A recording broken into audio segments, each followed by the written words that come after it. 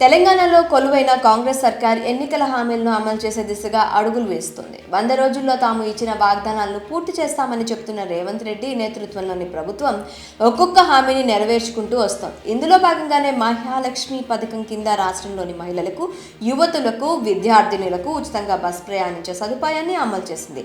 ఆరోగ్యశ్రీ కార్డుపై పరిమితిని 10 లక్షల వరకు పెంచింది. అలాగే కొత్త రేషన్ కార్డు జారీ ప్రక్రియ, మహిళలకు నెలకు 2500 పంపిణీని కూడా అమలు చేసేందుకు ప్రయత్నాలు చేస్తుంది. అలాగే 18 ఏళ్లు నిండిన విద్యార్థినులకు ఎలక్ట్రికల్ స్కూటర్లు అందిస్తామని ఎన్నికల ముందు ఇచ్చిన హామీని ఇప్పుడు నిలబెట్టుకునేందుకు కసరత్తులు మొదలుపెట్టింది. చెప్పినట్లుగానే హామీలను అమలు చేస్తూ పోతుండటంతో ఉచిత ఎలక్ట్రిక్ స్కూటర్ కోసం ఎదురు చూస్తున్నారు కాలేజీ విద్యార్థినులు. పథకం అమలు తీరుపై విధి విధానాలు రూపొందించాలని రేవంత్ సర్కార్ నుంచి ఆదేశాలు అందినట్లు సమాచారం. దీంతో అధికారులు ఈ పథకం అమలు, వాటి తీరుతెన్నులపై, ఇతర అంశాలపై దృష్టి సారించారట. కేవలం 18 ఏళ్లు నిండిన విద్యార్థినులకు మాత్రమే ఈ పథకం కింద ఎలక్ట్రిక్ స్కూటర్లను అందించనున్నారు. అది కూడా రెగ్యులర్ గా కళాశాలలకు వెళ్లే అమ్మాయిలకు మాత్రమే ఈ పథకం వర్తించేలా కార్యాచరణను సిద్ధం చేస్తున్నారట.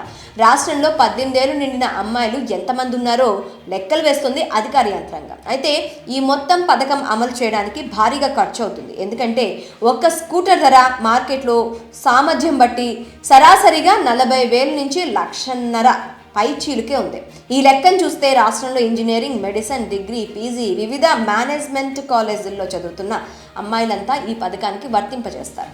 రాష్ట్ర వ్యాప్తంగా వివిధ విశ్వవిద్యాలయాల్లో పరిధిలో సుమారు 5,279 కాలేజీలు ఉన్నాయి. ఈ మొత్తం కాలేజీలు 5 లక్షల మందికి పైగా విద్యార్థినులు ఉంటారు. వీటిలో గ్రేటర్ పరిధిలోని హైదరాబాద్, రంగారెడ్డి, మేడ్చల్ జిల్లాల్లో సుమారు 1,784 కాలేజీలు ఉన్నాయి. అంటే సుమారు 2 లక్షల మంది కాలేజ్ అమ్మాయిలు చదువుతున్నారు. వీటిలో 70,000 మంది ప్రభుత్వ కళాశాలలో విద్యను అభ్యసిస్తున్నారు. అయితే తొలుత ప్రభుత్వ కాలేజీలో చదువుతున్న స్టూడెంట్స్ కు ప్రాధాన్యతనివ్వాలని భావిస్తుందట ప్రభుత్వం. దీనికి కూడా తెల్ల రేషన్ కార్డు ప్రాతిపదికగా ఉండబోతుందని తెలుస్తోంది.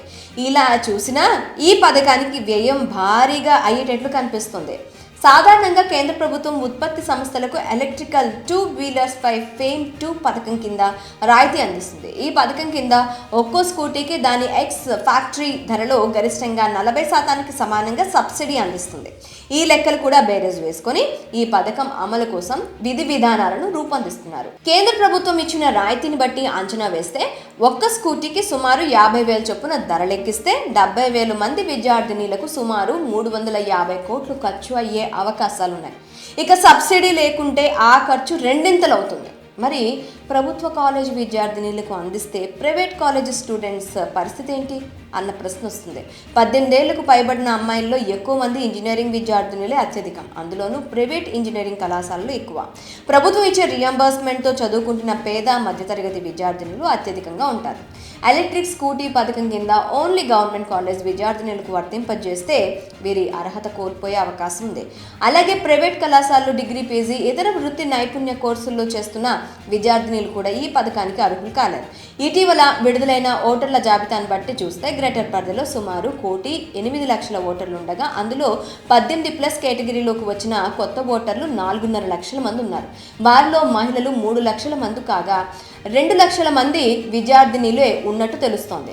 ఇప్పుడు వీరంతా తొలిసారిగా ఓటు హక్కును వినియోగించుకొని ఉంటారు. కాంగ్రెస్ ఇచ్చిన హామీలను మెచ్చి వారంతా ఓట్లు వేసిన వారే. మరి ఇప్పుడు ప్రభుత్వ కాలేజ్ విద్యార్థినులకు మాత్రమే ఇచ్చి మిగిలిన వారికి ఇవ్వకుంటే సమస్య పెద్దదై కాంగ్రెస్ ప్రభుత్వం ఇరకాటంలో పడే అవకాశం ఉంది.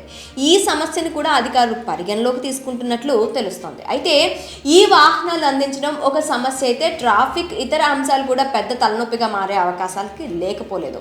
ఇకపోతే హైదరాబాద్ ట్విన్ సిటీస్లో ట్రాఫిక్ చాలా ఎక్కువ. నిత్యం ఇక్కడ ట్రాఫిక్ చవి చూస్తూనే ఉంటారు ప్రజలు. గంటల పాటు ట్రాఫిక్లో చిక్కుకుంటారు. నగరంలో సుమారు 1,500,000 జనాభా ఉంటే సుమారు 70 లక్షల వాహనాలు ఇక్కడ తిరుగుతుంటాయి. ఇక బిజీ సమయాల్లో అయితే ఎక్కడికక్కడ వాహనాలు భారీగా నిలిచిపోతూ ఉంటాయి. ఇలాంటి సమయంలో విద్యార్థినులకు వాహనాలు ఇస్తే ట్రాఫిక్ సమస్య పెరిగే అవకాశం లేకపోలేదు. అలాగే ఇప్పటి వరకు ఎలక్ట్రిక్ వాహనాలకు లైసెన్స్ లేదు, ఇప్పుడు తప్పనిసరి చేయబోతోంది. చాలా మందికి వాహనాలు నడపడం వచ్చినా డ్రైవింగ్ లైసెన్స్ లేవు. అలాగే రాని వారికి వాహనాలు ఇస్తే రహదారి భద్రత గురించి అవగాహన తక్కువగా ఉండటంతో రోడ్డు ప్రమాదాలు చోటు చేసుకునే అవకాశాలు కూడా చాలా ఎక్కువగా ఉన్నాయి. ఇన్సూరెన్స్ వర్తించే అవకాశం సైతం ఉండదు. అలాంటి వారికి అవగాహన కల్పించి లైసెన్స్ పొందేలా శిక్షణ ఇవ్వాల్సి ఉంటుంది.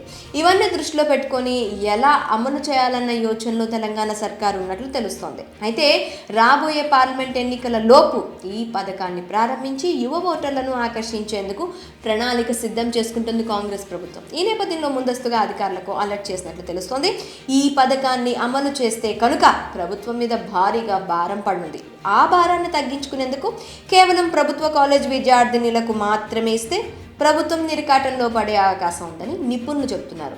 మరోపక్క ట్రాఫిక్ సమస్యలు ఇవన్నీ బేరేజ్ వేసుకొని ప్రభుత్వం సాధ్యాసాధ్యాలపై దృష్టి సారించి పథకాన్ని అమలు చేయాలని భావిస్తున్నట్టు సమాచారం. మరి ఈ పథకం అమలైతే ఎలా ఉంటుంది? మీ అభిప్రాయం ఏంటో కామెంట్స్లో తెలపండి.